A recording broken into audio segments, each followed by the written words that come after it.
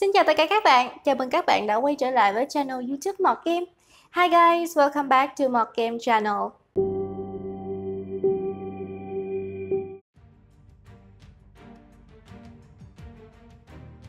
Nếu xét theo đúng những gì diễn ra trong game, thì thời điểm mà cốt truyện Horizon Zero Dawn chính thức bắt đầu là vào thế kỷ 31, tức khoảng năm 3020 sau công nguyên. Nhân vật chính của chúng ta là một nữ thợ săn có tên Aloy. Cô ta được sinh ra vào năm 3021 tại ngôi đền thiên nằm trên đỉnh núi của tộc Nora. Sự xuất hiện của Aloy được coi là điềm báo thần thánh, vì Aloy xuất hiện một cách kỳ bí, không hề có cha mẹ. Vì lý do này mà các đại tư tế của tộc Nora không dám nuôi dưỡng cô bé, mà giao cho một thợ săn có tên Rost. Rost vốn trước đây là một Nora Brave, danh hiệu dành cho những thợ săn can đảm nhất của bộ tộc. Nhưng hiện tại, ông ta đã bị tách rời khỏi cộng đồng và bị gọi là Outcast. Trong văn hóa Nora, thì Outcast là những thành viên từng phạm lỗi lầm lớn. Sau khi xét xử, nếu các đại tư tế thấy đó là điều không thể tha thứ, thì bọn họ sẽ bị đuổi khỏi bộ lạc và không bao giờ gia nhập lại được nữa, không được phép giao du cùng với mọi người. Do Aloy sinh ra không có cả cha lẫn mẹ, nên Ross coi như là người nuôi dưỡng cô bé. Do đó, Aloy cũng mặc định bị coi là một outcast. Mặc dù vậy, Ross vẫn được giúp đỡ từ một đại tư tế có tên là Tiesha, người tin rằng sự xuất hiện của Aloy là món quà từ thần linh tin tưởng. Vì bà ta biết Ross là một người tốt, với danh dự cao hơn bất kỳ Nora Brave nào. Ở đây giải thích một chút tại sao Ross lại trở thành outcast trong cốt truyện Horizon Zero Dawn. Vốn ban đầu, ông ta cũng là một người dân Nora bình thường, và sau đó trở thành một Nora Brave. Bản thân Ross cũng có gia đình nhỏ với một đứa con gái như bao người khác. Nhưng vào một ngày nọ, một nhóm những tên cướp từ bên ngoài vào đã bất ngờ tấn công Nora. Chúng giết rất nhiều người, trong đó có vợ của Ross, và bắt con gái ông ta làm con tin. Khi các Nora Brave, bao gồm cả Ross, nhận được tin này, thì đám cướp đã chạy lên một ngọn đồi phía ngoài với số con tin. Các Nora Brave không dám tấn công vì sợ làm hại tới đồng bào của họ đang bị giam giữ. 2 ngày sau đó, bọn cướp bỏ đi, nhưng trước đó chúng đã cắt cổ toàn bộ con tin, trong đó có cả con gái Ross. Xác của bọn họ bị vứt lại ngoài rìa biên giới của dân Nora. Trong văn hóa Nora thì vùng đất mà họ ở được coi như thánh địa. Không người dân Nora nào được phép rời khỏi đó ngoại trừ các Seeker, những người được đại tư tế cho phép đi ra ngoài vì những lý do chính đáng. Ross trong cơn tuyệt vọng đã xin hội đồng tư tế cho phép mình trở thành một Death Seeker, được phép ra khỏi thánh địa giống Seeker nhưng vì mục đích trả thù. Death Seeker là sự trả giá lớn nhất của một người dân Nora. Bọn họ sẽ không bao giờ được đặt chân lên thánh địa một lần nữa, vì theo tín ngưỡng, những người này đã là một linh hồn chết với mục đích duy nhất là trả thù. Hội đồng tư tế chấp nhận lời đề nghị này của Ross. Ông ta vứt bỏ danh dự của một Nora Brave và trở thành Death Seeker. 1 năm sau đó, Ross trở về thánh địa trong trạng thái bị thương nặng. Ông ta biết mình sắp chết nên chỉ muốn quay về nhà và nằm lại ở đó. May mắn cho Ross là một nhóm thợ săn Nora tình cờ đi qua và thấy ông ta. Đáng lý theo luật thì những Death Seeker đã không còn là người Nora nữa và sẽ bị để mặc cho chết. Nhưng một người trong số họ đã thương tình phá luật cứu sống Ross. Sau khi Ross tỉnh lại, các đại tư tế biết chuyện ông ta đã tìm ra và giết chết đám người lúc trước. Theo đúng luật thì Ross đã không còn là người của bộ tộc nữa, nhưng hội đồng lại không nỡ đuổi ông ta đi, nên đã đề nghị để cho Ross trở thành một outcast với điều kiện phải giữ kín chuyện này. Ross rất vui mừng đồng ý vì được trao cho cơ hội thứ hai được sống trên mảnh đất quê hương, bất kể phải chấp nhận là một outcast. Vì lý do này mà chúng ta thấy Ross luôn giữ một sự tôn sùng cực lớn cho bộ tộc. Ross nuôi dưỡng Aloy với tất cả tình yêu thương mà ông ta có, hệt như dành cho con gái đã mất của mình. Tới năm 6 tuổi, trong một lần đi chơi, Aloy đã vô tình rơi xuống một căn hầm nằm dưới lòng đất, thứ mà dân Nora gọi là đền thờ của quỷ. Họ cấm không cho những người trong bộ tộc được đi vào. Aloy lang thang tại chỗ này và tìm được một vật hình tam giác kỳ lạ. Khi đeo lên mắt, nó cho cô bé thấy những thứ như hình ảnh con người, thú vật hay những thứ mà cô bé chưa từng biết. Sau đó, Ross tìm được Aloy, trách cứ cô bé lần sau không được đi vào những nơi như vậy nữa. Tuy vậy, cái vật tam giác kia thì Aloy đã lén giấu đi. Trên đường về, hai cha con bắt gặp một người dân Nora tên là Tep đang bị một lũ Watchers và Striders bao vây. Anh ta sẽ chết nếu bị chúng tìm thấy. Ross cảm thấy rằng mình không thể cứu được người này, nhưng Aloy nhờ có thứ đồ vật kỳ lạ vừa lấy được, cô bé có thể thấy đường đi của đám Watchers. Sau đó, Aloy một mình nhảy xuống, nấp vào các lùm cây, rồi cứu Tep thành công. Tuy vậy, khi cha của Tep đến nơi, thì ông ta hoàn toàn không cảm ơn Aloy, vì cô bé là con của một outcast. Cái đồ vật lạ lùng mà Aloy tìm được có tên là Focus. Nó được phát minh bởi tập đoàn Faro Automated Solutions FAS trước khi thế giới bị diệt vong, với mục đích sử dụng làm công cụ liên lạc, lưu trữ thông tin, quét mã điện tử và vài thứ linh tinh khác. Nói chung thì có thể hiểu Focus giống như một dạng nhỏ gọn hơn của smartphone cũng được. Kích thước của Focus rất nhỏ, chỉ khoảng vài cm, có thể đeo lên mắt cho tiện. Focus và các đồ vật tương tự được gọi là dụng cụ của những O1s, nhân loại tồn tại trước cuộc đại diệt chủng trong quá khứ.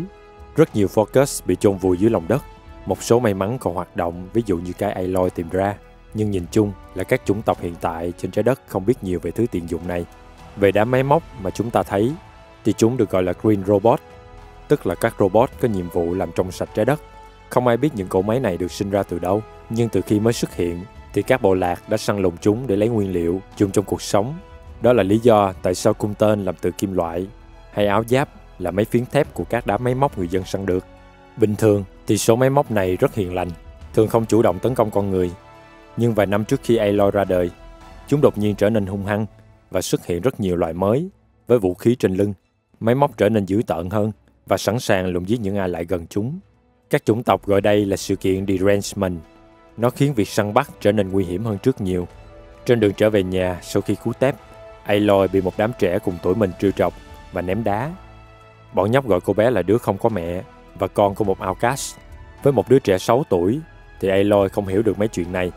Khi cô bé hỏi Ross thì ông cũng chỉ không nói rõ, nhưng khuyên Aloy đừng giữ lòng thù hằn với người Nora. Cách để Aloy có thể giành lại sự tôn trọng cũng như trở thành một người dân Nora chính thức là hoàn thành nghi thức trưởng thành của bộ tộc.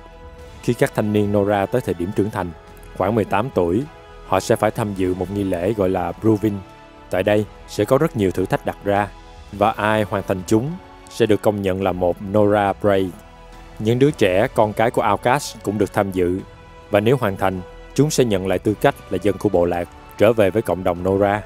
Từ khi biết điều này thì Aloy đã hạ quyết tâm sẽ luyện tập để có thể là người chiến thắng trong nghi lễ Proving. Mục đích của cô bé không phải là vì cái danh hiệu cư dân Nora, mà chủ yếu muốn cha nuôi của mình Ross tự hào. Những năm sau đó, Aloy được Ross chỉ dẫn mọi thứ, từ săn bắn, sinh tồn, sự tôn trọng thiên nhiên và triết lý sống của dân Nora. Đến năm 18 tuổi, Aloy đã có đủ kỹ năng cần thiết để có thể tham gia nghi lễ trưởng thành. Thử thách cuối cùng mà Ross dành cho Aloy là bắt cô đi săn một con sawtooth, một loại máy móc nguy hiểm gần giống hổ răng kiếm mà không có sự trợ giúp nào. Sau khi Aloy hoàn thành việc này, Ross đã nói với con gái nuôi của mình rằng sức mạnh không chỉ là việc bản thân có thể tự mình hạ gục lũ máy móc, mà còn đến từ việc che chở cho người khác, như cách mà các Nora Brave bảo vệ bộ tộc. Vào đêm trước nghi lễ trưởng thành, Ross dẫn Aloy tới làng Mother Heart, nơi sẽ diễn ra sự kiện. Ông trao lại cho cô chiếc vòng cổ kỷ niệm và nói rằng nếu nghi lễ thành công, thì hai người sẽ không gặp lại nhau nữa. Ross vẫn sẽ là outcast, còn Aloy trở thành cư dân Nora. Theo luật thì họ không được nói chuyện với nhau. Aloy không chấp nhận việc này và nói rằng bất kể có chuyện gì xảy ra thì họ vẫn sẽ là cha con. Nhưng Ross chỉ im lặng rồi rời đi. Aloy sau đó bước vào làng Mother Heart lần đầu tiên trong đời. Cô được đại tư tế Tiesha chào đón và chỉ dẫn vài thứ trước khi lễ trưởng thành diễn ra. Trong lúc đi xung quanh làng, Aloy thấy một nhóm các tư tế của giáo phái mặt trời đến từ vương quốc Kacha đang diễn thuyết trước đám đông. Kacha là một chủng tộc có cùng nguồn gốc với người Nora. Bọn họ trong quá khứ từng có bất hòa lớn về tín ngưỡng. Khi sự kiện derangement xảy ra, thì vua của Kacha, Sun King, đã cho bắt người của các bộ lạc khác, trong đó có Nora, để hiến tế cho thần mặt trời. Do đó, hai bên càng ghét nhau hơn. Về sau, vị Sun King mới lên ngôi đã phá bỏ hủ tục này. Ông ta cho người của mình đến những nơi lúc trước từng có hiềm khích với người Kacha để nói lại tình hữu nghị. Aloy gặp người hộ tống số tư tế này là Irene. Cả hai nhanh chóng kết bạn với nhau, và Irene giới thiệu Aloy với cấp dưới của mình là Olin. Có một điều kỳ lạ là Olin cũng đeo chiếc Focus giống như Aloy, nhưng khi cô ta hỏi thì anh ta lảng tránh đi chỗ khác và không muốn nói chuyện. Cả hai sau đó chia tay nhau. Aloy trở về căn nhà dành riêng cho các thanh niên chuẩn bị tham gia lễ hội trưởng thành. Cô ta bị một đám con trai khiêu khích vì việc mình là con của một outcast. Tuy vậy, Aloy không quan tâm và chỉ đi ngủ sớm. Có một người khác là Vala rất thân thiện với Aloy. Tuy vậy thì hầu hết đám còn lại đều giữ nguyên thái độ thù hằn. Cả nhóm thanh niên sau đó lên đỉnh núi thiên của tộc Nora để bắt đầu nghi thức. Bọn họ phải lấy được sừng của một loại máy có tên là Grazers, đem nó tới điểm đích để được công nhận là một Brave. Mặc dù bị đám con trai phá đám, nhưng Aloy vẫn có thể đoạt được một cái sừng Grazers và là người đầu tiên đến đích khi băng qua hẻm núi đổ nát không ai dám sử dụng. Một số thanh niên Nora tức giận vì Aloy là đứa con của Outcast lại có thể chiến thắng, nhưng người chủ trì cuộc thi đã tuyên bố cô hoàn toàn không phạm luật, và giờ đây Aloy đã chính thức trở thành một Nora Brave. Trong lúc người chủ trì chuẩn bị tuyên bố phần nghi lễ lần này đã kết thúc, bất ngờ có một nhóm người không biết bằng cách nào đó đã lẻn vào được chỗ này và bắt đầu tấn công bọn họ. Aloy cùng Vauvau kịp thời chạy thoát ra khỏi các hốc đá. Sau đó họ dùng cung tên của mình để chống trả. Thủ lĩnh của đám người lạ mặt đã lấy ra một khẩu súng mới. Nó có thể bắn ra hàng loạt tia lửa với sức công phá lớn hơn hẳn cung tên. Vala bị bắn chết ngay sau đó. Chỉ có một ít thanh niên Nora là kịp chạy thoát xuống núi. Bản thân Aloy cũng bị mắc kẹt lại. Cô cuối cùng bị tên thủ lĩnh tóm lấy. Do thể hình hai bên quá chênh lệch nên Aloy không thể chống trả được. Trong lúc Aloy sắp bị giết thì may mắn Ross xuất hiện. Ông ta bắn 2 mũi tên vào vai tên thủ lĩnh, ép hắn phải chiến đấu với mình. Cuối cùng thì Ross cũng bị tên thủ lĩnh đánh gục. Trong giây phút cuối cùng, ông ta vẫn kịp thả Aloy xuống phía dưới trước khi bị nuốt chửng bởi số thuốc nổ mà đám người lạ mặt kia sử dụng để chôn vùi toàn bộ ngọn núi. Aloy sau đó tỉnh lại ở điện thờ tổ mẫu trong lòng núi thiên của dân Nora. Các Nora Brave đã đến ngay sau trận chiến để thu hồi xác của các thanh niên tử trận. Sau khi lấy lại trang bị, thông qua chiếc Focus thì Aloy biết vụ tấn công kia có chủ đích từ trước, khi bọn người lạ mặt thông qua các Focus của Olin để biết vị trí các Nora Brave cũng như buổi lễ trưởng thành. Có khả năng là đặc biệt nhắm tới Aloy vì chúng có ảnh của cô. Trong khi hiển thị các thông tin này, Focus của Aloy bất ngờ bắt được nhiều hình ảnh lập thể khác, trong đó đặc biệt là về một người phụ nữ trông giống hệt cô. Chưa kể cấu trúc gen của hai người giống nhau tới 99,47%. Đại tư tế Tirsa sau đó xuất hiện và nói cho Aloy biết rằng sở dĩ cô không có mẹ vì được sinh ra từ ngọn núi thiên của bộ tộc. Bà ta cho rằng Aloy là điềm báo của thần thánh gửi xuống cho người Nora.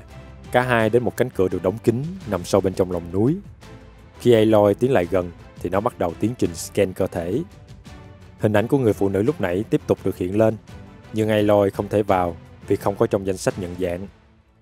Tirsa sau đó đề nghị Aloy trở thành một Seeker của người Nora để có thể tìm hiểu sự thật về thần thế, cũng như tại sao lại có cuộc tấn công kia. Aloy đồng ý và hỏi về tình trạng của Rost.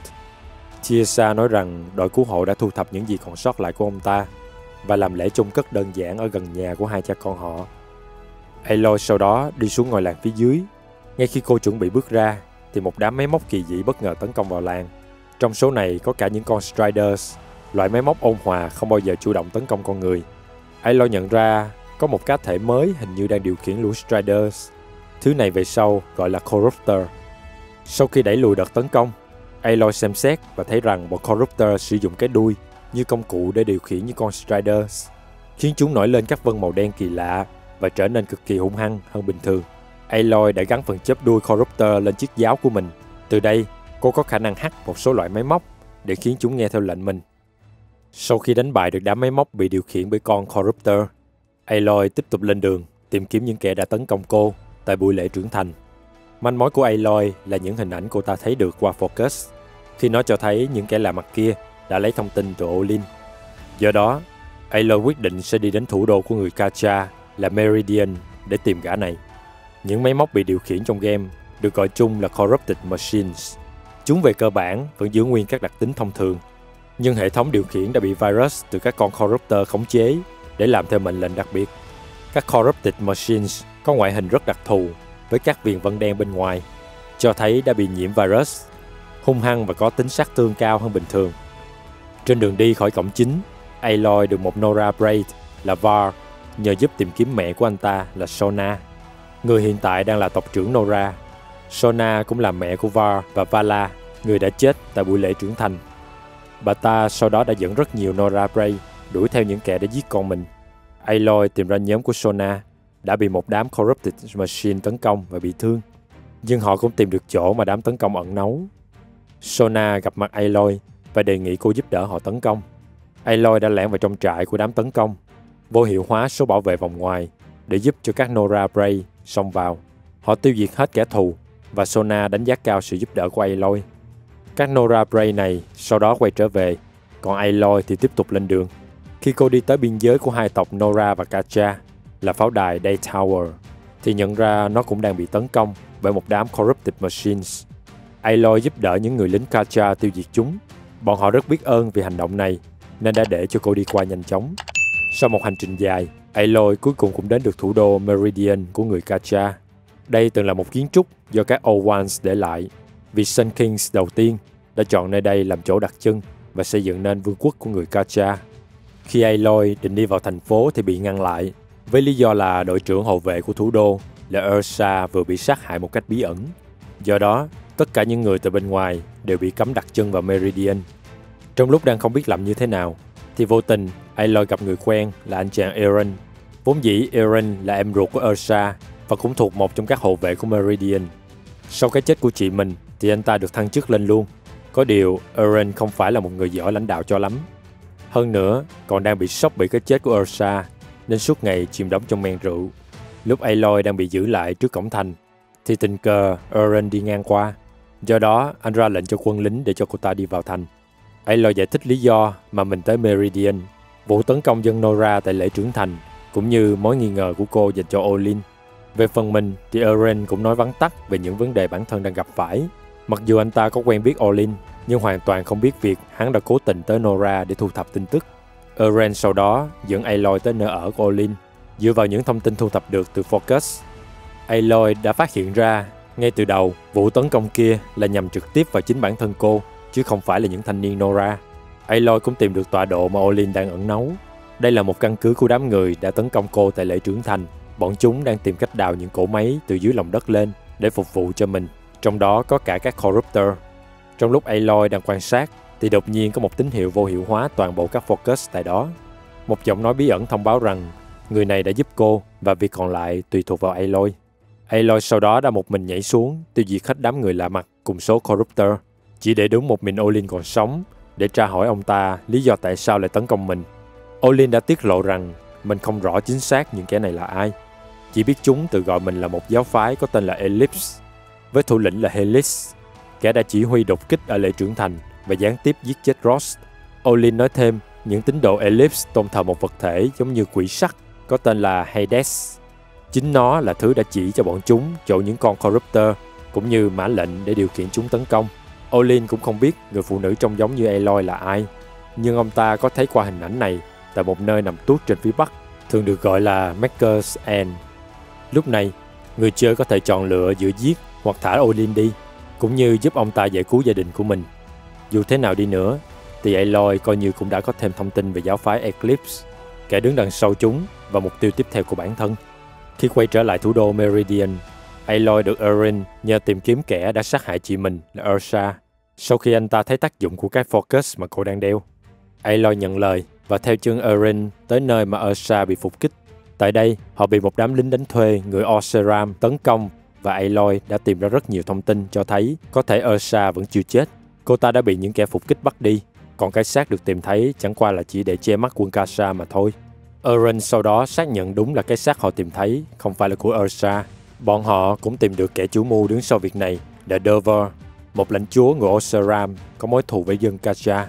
Ở đây, nói về động cơ của Dervahl thì ban đầu ông ta cũng chỉ là một lãnh chúa Oseram bình thường. Khi sự kiện The Ranchman xảy ra và vua của Katja, Sun King, cho bắt người của các bộ lạc khác để hiến tế cho thần mặt trời, thì vợ và con của Dervahl cũng nằm trong số này, mang một mối hận thù vì mất gia đình. Dervahl thề rằng sẽ thiêu rụi cả lãnh địa Katja. Do đó, ông ta đã cùng hai chị em Eren và Ursa liên minh với hoàng tử Avad, một trong những kẻ kế thừa ngôi báu của Katja, để lật đổ Sun King đang trị vì. Cuộc đảo chính này diễn ra thành công và Avad đã hạ bệ cha mình để trở thành Sun King đời thứ 14. Vị vua mới này nhận Eren và Ursa vào làm đội cận vệ của mình.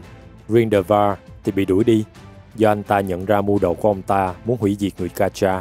Một lý do nữa khiến Dervahl thù hằn riêng với Avad là ông ta có tình cảm với Ursa nhưng không được đáp lại. Oái âm hơn, Ursa lại đi yêu Avad. Dervahl đã tập hợp được một số lượng lính đánh thuê riêng, sau đó bắt cóc Ursa để làm yếu đi lực lượng bảo vệ thủ đô Meridian để thực hiện kế hoạch đánh bom nơi này. Ông ta còn chế ra một loại máy phát sóng âm có khả năng làm người nghe bị bất tỉnh, nhờ nó để phục kích và bắt sống được Ursa. Aloy và Eren sau đó nhận được tin tình báo về chỗ trú ẩn của Dervahl. Họ tập hợp được một số cận vệ hoàng gia để đột kích vào đó và tìm cách cứu Ursa. Đáng tiếc là khi tới nơi thì cô ta đã bị thương quá nặng nên không thể qua khỏi. Nhóm giải cứu cũng biết được việc Dervahl đã lẻn vào được Meridian và đang có ý định đánh bom thủ đô. Do đó họ tức tốc quay trở lại. Đội tuần tra Meridian báo cáo lại cho Eren về một căn nhà kho bỏ hoang, có khả năng là chỗ trốn của Dervahl. Khi Eren cùng Aloy bước đến nơi thì chỗ này đang chứa đầy bom hẹn giờ, có thể thổi tung cả một góc thủ đô ra tro. Do không thể mang chúng đi xa hơn được, nên Aloy đã đẩy hết số bom này xuống vực để giảm thiểu tối đa thiệt hại có thể xảy ra. Cùng lúc đó, cô cũng nhận ra người của Dervahl đã lẻn vào được trong cung điện. Aloy đuổi theo Dervahl rồi đấu tay đôi với ông ta ngay trong cung điện. Cuối cùng, Dervahl cũng đành chấp nhận chịu thua và bị lính canh giải đi. Sun King Avad rất ấn tượng với hành động giải cứu này của Aloy. Anh ta đề nghị cô một vị trí chỉ huy trong đội cận vệ hoàng gia Meridian, nhưng Aloy đã từ chối vì vẫn còn việc để làm. Một phần nữa là Aloy không có thiện cảm lắm với Avad khi anh ta đã không sốt sắng trong việc tìm kiếm Ursa, mặc dù hai người có tình cảm với nhau. Ursa là dân Oseram, theo lẽ thường thì không xứng tầm làm vợ của vua Gacha. Cảm ơn các bạn đã theo dõi video của Mọt Game. Các bạn đừng quên like để ủng hộ bọn mình và bấm theo dõi để nhận được những thông báo khi bọn mình upload những video tiếp theo nhé. Một lượt theo dõi của các bạn sẽ giúp bọn mình có thêm kinh phí làm tiếp các video để đem đến những thông tin bổ ích dành cho game thủ đó. Ngoài ra, nếu các bạn muốn trao đổi về game hoặc có những yêu cầu nào cho những video tiếp theo, các bạn có thể like fanpage Mọt Game và tham gia group gia đình nhà Mọt Game của bọn mình nhé. Còn bây giờ thì xin chào và hẹn gặp lại các bạn trong các video tiếp theo.